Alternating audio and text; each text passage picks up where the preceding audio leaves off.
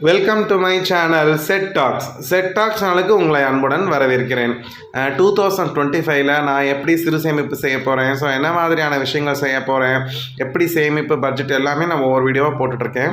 அதில் வந்து 2025 என்னுடைய பர்சனல் சேவிங்ஸ் வந்து பார்த்திங்கன்னா உங்களுக்கு தெரியும், அதில் வந்து இப்போதைக்கு ரொம்ப கம்மியாக தான் பணம் இருக்குது. அந்த பர்சனல் சேவிங்ஸில் நான் 1,00,000 ரூபா எப்படி கொண்டு சேமிக்கிறது, 1,00,000 ரூபா அடுத்த வருஷத்தோட எண்டில் 1,00,000 ருபீஸ் இந்த அக்கௌண்ட்டில் இருக்கிற மாதிரி நான் சேமிக்கிறதுக்கு ஒரு பிளான் போட்டிருக்கேன். அதுதான் உங்களோட நான் ஷேர் பண்ணியிருக்கேன். என்னோடய பர்சனல் சேவிங்ஸ்க்காக நான் எப்படி சேமிக்கிறேன் அப்படிங்கிற வீடியோவில் நான் ஆல்ரெடி போட்டுட்டேன். ஆனால் அதில் வந்து பார்த்திங்கன்னா ரொம்ப அமௌண்ட் கம்மியாக தான் இருக்குது.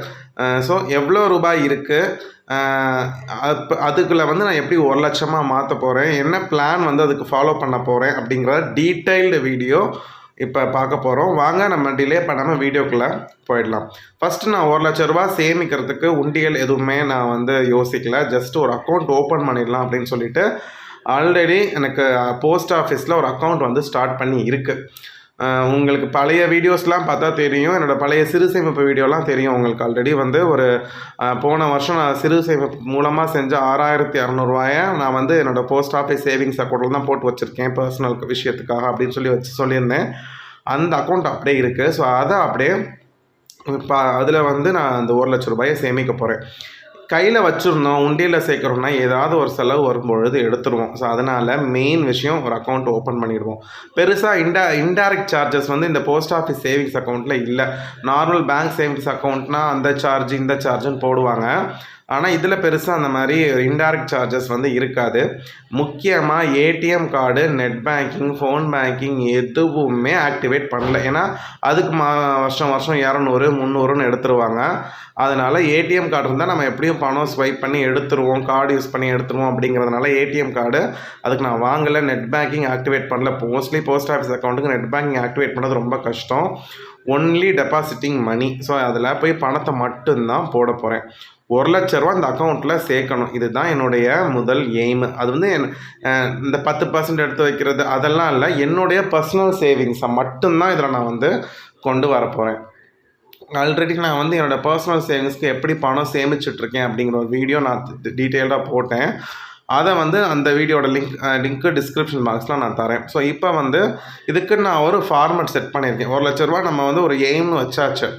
அப்போ கண்டிப்பாக அதுக்குன்னு ஒரு ஃபார்மெட் வரணும். ஸோ எனக்கு எந்தெந்த வகையிலலாம் பணம் வருது, இப்போ ஏற்கனவே நான் போட்ட வீடியோவில் பர்சனல் சேவிங்ஸ்க்கு எந்த வழியிலேருந்து பணம் எனக்கு வருது அதை சேமிக்கிறேங்கிறத போட்டுட்டேன். அது இல்லாமல் நான் புதுசாக எப்படியெல்லாம் வந்து இந்த அக்கௌண்ட்டில் பணத்தை சேமித்து 1,00,000 ரூபா கொண்டு வரணும் அப்படிங்கிறதையும் இந்த வீடியோவில் நான் டீட்டெயில்டாக சொல்லியிருக்கிறேன்.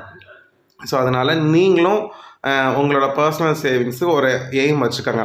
இப்போ நான் வந்து 1,00,000 ரூபா அப்படிங்கிறது நான் ஒரு ரீசனபிளான ஒரு அமௌண்ட் வச்சுருக்கேன். ஓகே, 1,00,000 ரூபா சேமிக்க முடியும். அது வந்து செய்யக்கூடிய ஒரு விஷயத்தை தான் நான் டார்கெட்டாக ஃபிக்ஸ் பண்ணேன். இப்போ 2,00,000னா கண்டிப்பாக என்னால் முடியாது, 5,00,000னா கண்டிப்பாக முடியாது. 1,00,000 அப்படிங்கிறது கொஞ்சம் முயற்சி பண்ணால் நம்மளால் கண்டிப்பாக சேமிக்க முடியும். அதனால் 1,00,000 ரூபா அப்படிங்கிற டார்கெட்டை நான் வச்சுருக்கேன். இப்போ வந்து இதுதான் நான் ஃபஸ்ட்டு விஷயம். இதை நான் செஞ்சு முடிச்சிட்டேன். அக்கௌண்ட் ஓப்பன் பண்ணியாச்சு, ஏடிஎம் கார்டு வாங்கலை, நெட் பேங்கிங் இல்லை. இதை நான் ரெடி பண்ணிட்டாலே அதில் பணம் போட்டுட்டேன் அப்படின்னா எடுக்கிறது ரொம்ப கஷ்டம். அதனால் இந்த விஷயத்த ஃபஸ்ட்டு நான் செஞ்சு முடிச்சிட்டேன். நீங்களும் இந்த மாதிரி பிளான் இருந்துச்சுன்னா அதை ஃபஸ்ட்டு செஞ்சுருங்க. அப்புறம் இதுக்கு ஒரு சார்ட் வேணும் இல்லையா, 1,00,000 ரூபா சேவிங் பண்ணுறதுக்கு. நம்மளோட பட்ஜெட் டைரி இப்போ நீங்கள் நிறையா பேர் டவுன்லோட் பண்ணி நான் என்கிட்ட PDF அனுப்பின டைரியிலே இந்த சார்ட் இருக்குது. இதுக்குன்னு நீங்கள் தனியாக சார்ட் க்ரியேட் பண்ணணும்னு அவசியம் கிடையாது.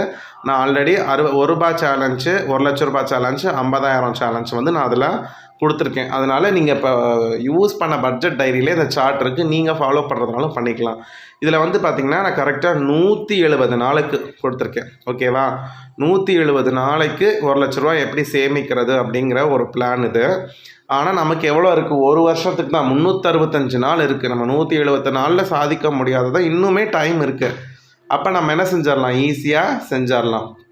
அதனால் எனக்கு 170 ப்ளஸ் அங்கிட்டு ஒரு நிறையா நாட்கள் இருக்கிறதுனால ஒரு வருஷத்தில் இதில் குறித்து வச்சுக்கிட்டே வந்துட்டு நீங்கள் அக்கௌண்ட்லேயும் என்ன செஞ்சுருங்க, போட்டுட்டு எவ்வளோ அமௌண்ட் போட்டிங்களோ, இப்போ 200 ரூபா போட்டிங்கன்னா 200 ரூபாயை எதை நம்ம ஷேர் பண்ணிக்கலாம். அப்படி தான் நான் பிளானில் இருக்கேன். ஏன் அக்கௌண்ட்டில் இருக்கிறதான தெரிய போகுது, எதுக்கு இது தனியாக ஷேர் பண்ணணும் இல்லை, இது வந்து ஒரு சார்ட் நமக்கு இருக்கிறதுனால நமக்கு ஒரு ஆர்வம் வரும். நிறையா ஷேர் பண்ணணும், சீக்கிரம் சேர்க்கணும் அப்படிங்கிற ஒரு முயற்சி, ஒரு இன்ஸ்பிரேஷன், ஒரு உத்வேகம் வரும். ஸோ அதனால தான் இந்த சார்ட்டை நான் வச்சுருக்கேன்.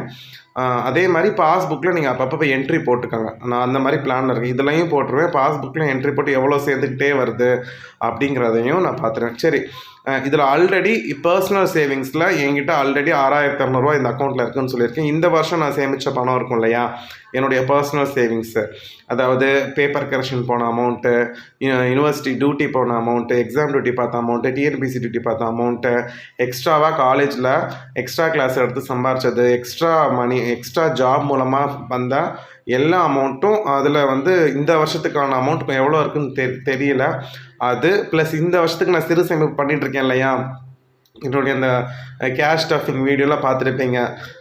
சில்லற காசுகளை சேர்க்குறது, மணி சேவிங் சேலஞ்ச் மூலமாக நான் சேர்த்தது, புது ரூபாய் நோட்டுகள், அந்த மாதிரி சேர்த்த ஒவ்வொரு மாதமும் நான் அப்டேட் கொடுத்துருக்கேன். என்னுடைய சிறு சேமிப்பு இந்த வருஷம் நான் எவ்வளோ சேர்த்துருக்கேனோ அது, பர்சனல் சேவிங்ஸில் சேர்த்த அமௌண்ட் எவ்வளோ இருக்கோ அது எல்லாமே நான் கணக்கு பண்ணி இந்த அக்கௌண்ட்டில் இப்போ போட்டுருவேன்.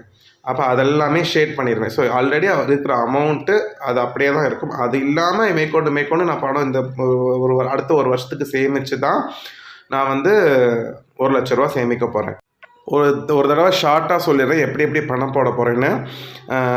இந்த ஒரு வருஷமாக நான் சிறு சேமிப்பு செஞ்ச அமௌண்ட்டை போட போகிறேன். அடுத்த வருஷம் புது வருஷத்தில் சில்லறை காசுகள் சேமிப்பாக இருக்கட்டும், மணி சேவிங்ஸ் சேலஞ்சாக இருக்கட்டும், புது ரூபாய் நோட்டுகள் சேலஞ்சாக இருக்கட்டும், அதுக்கப்புறம் 10 ருபீஸ் நாங்கள் காலேஜில் சேர்த்துட்ருக்கேன் இல்லையா, இந்த 10 சிறு சேமிப்புகள் செய்யப்படுறேன்னு ஒரு வீடியோ போட்டிருந்தேன் இல்லையா, அதில் வர அமௌண்ட் ஃபுல்லாக இதுக்கு தான் போக போகுது. ஓகேவா, இந்த 1 லட்ச ரூபாய் சேவிங்ஸ்க்கு தான் போக போகுது, பர்சனல் சேவிங்ஸ்க்கு போக போகுது. இனி நான் வரப்போகிற பேப்பர் கரெக்ஷனாக இருக்கட்டும், கொஷின் பேப்பர் செட்டிங்காக இருக்கட்டும், அதுக்கப்புறம் எக்ஸ்ட்ரா ஜாபு, எக்ஸ்ட்ரா கிளாஸ் எடுத்து வரக்கூடிய காசு, இப்போ நான் புது வருஷத்தில் நான் ஏதாவது எக்ஸ்ட்ரா மணி ஏர்ன் பண்ணுறதுக்கு ஏதாவது டியூஷன் ஸ்டார்ட் பண்ணேன், அதில் வரக்கூடிய காசு, அதுக்கப்புறம் டிஎன்பிசி டியூட்டி பார்க்கக்கூடிய காசு, ப்ராக்டிக்கல் அமௌண்ட்டு காசு, இந்த மாதிரி எனக்கு எக்ஸ்ட்ரா கிடைக்கக்கூடிய எல்லா இதையும் இதில் தான் நான் போட போகிறேன். அப்புறம் மெயினாக யூடியூப் இன்கம் எனக்கு வருது இல்லையா, அந்த அமௌண்ட்டையும் இதில் தான் நான் போட போகிறேன். ஸோ இதில் வந்து நான் 1 லட்ச ரூபாய் சேமிக்கிற வரைக்கும் இப்படி எனக்கு கிடைக்கக்கூடிய எல்லா தொகையும் இதில் தான் போட போகிறேன். இது இல்லாமல் நான் 10% எடுத்து வைக்கிற சேவிங்ஸு, போஸ்ட் ஆஃபீஸ்க்குன்னு எடுத்து வைக்கக்கூடிய சேவிங்ஸு, பிபி, அதெல்லாமே இதில் கொண்டு வர மாட்டேன். அது எல்லாமே தனி சேவிங்ஸு. நான் ஒவ்வொரு மாதமுக்கான அப்டேட் நான் கொடுக்குறேன். எவ்வளவு சேர்ந்துருக்கு அப்படிங்கிற அப்டேட் நான் மறக்காமல் நான் ஒவ்வொரு மாதமும் நான் கொடுக்குறேன். நீங்களும் இப்போ இது மாதிரி ஏதாவது ஸ்டார்ட் பண்ணியிருக்கீங்களா, 1 லட்ச ரூபா இல்லை 50,000 ரூபா சேமிக்கணும், நீங்கள் ஏதாவது பிளான் பண்ணியிருந்தீங்கன்னா நீங்களும் கமெண்ட்டில் சொல்லுங்கள். நான் வந்து ஒவ்வொரு மாதமும் அப்டேட் கொடுக்க நீங்களும் அப்டேட் கொடுங்க, சேர்ந்து நம்ம சேமிக்கலாம். ஸோ இந்த வீடியோ வந்து உங்களுக்கு பிரயோஜனமாக இருக்கும்னு நம்புகிறேன். நெக்ஸ்ட் இயர்க்கான பிளானை நான் உங்கள்கிட்ட வெளிப்படையாக சொல்லிட்டேன். ஸோ உங்களுக்கு இது பிரயோஜனமாக இருக்கும். ஸோ நீங்களும் இந்த மாதிரி பிளான் பண்ணிக்கோங்க, ஒரு கோல் வச்சுக்கோங்க, எவ்வளோ ரூபாய் சேமிக்கணுங்கிற ஒரு கோல் வச்சுக்கிட்டு கண்டிப்பாக அந்த புது வருஷத்தில் நம்ம சேமித்து கண்டிப்பாக அடுத்த வருஷம் டிசம்பரில் நம்ம அச்சீவ் பண்ணணும். அடுத்த வீடியோவில் பார்க்கலாம்.